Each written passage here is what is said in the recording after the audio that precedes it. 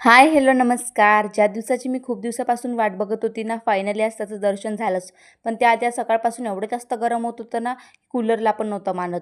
आणि आज फायनली इंद्रदेवता प्रसन्न झाले आणि मस्त पाणी आला आणि मौसम पण इतका छान झाला होता. आणि मी या इंद्रदेवताचीच खूप दिवसापासून वाट बघत होती, की कधी ही बरसते आणि कधी नाही. आणि हो, तुम्हाला काय वाटलं मी कोणाची वाट बघत होती?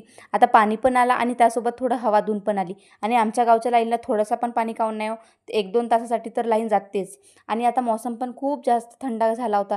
म्हणून बाबूला घेऊन मस्त गच्चीवर फिरायसाठी गेली आणि खरं सांगायचं ना, मी ह्या दिवसाची खूप दिवसापासून वाट बघत होते, की कधी पाणी येते आणि कधी मौसम थोडा थंड होते.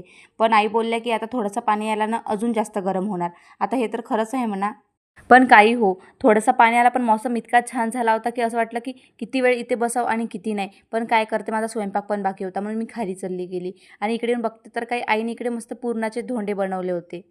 आता अधिक महिना पण सुरू आहे आणि आम्हाला पूजेची थाली पण घ्यायची होती. तर आईचं म्हणणं होतं, की मी प्रत्येक अधिक महिन्यामध्ये काही ना काही देवासाठी वस्तू घेतच असते. त्यामुळे आपण पूजेची थाली आणि हा लोटा पण घ्यायचा. आता याचं खरं रिझन म्हणजे आईंना भाचा पण नाही आहे आणि आणि भाच्याचं दान म्हणून आम्ही घरच्या देवांसाठीच काही ना काही घेत असतो. आता देवाला ओवाळलेलं बघून माझ्या बाळाला पण त्याच्या आतूची आठवण आली, की आतूनी पण माझे पाय धुतले होते आणि ओवाळले होते.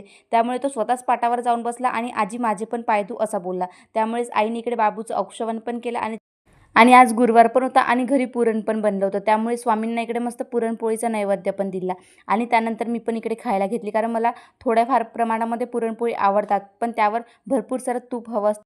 आणि मी मग मस्त पुरणपोळी खायला घेतली. तुम्हाला पण पुरणपोळी आवडतात का? चला तर मग माझ्याकडे उद्या पुरणपोळी खायला या. आणि हो, आजच्यासाठी एवढंच बरं का. चला तर मग तोपर्यंत बाय.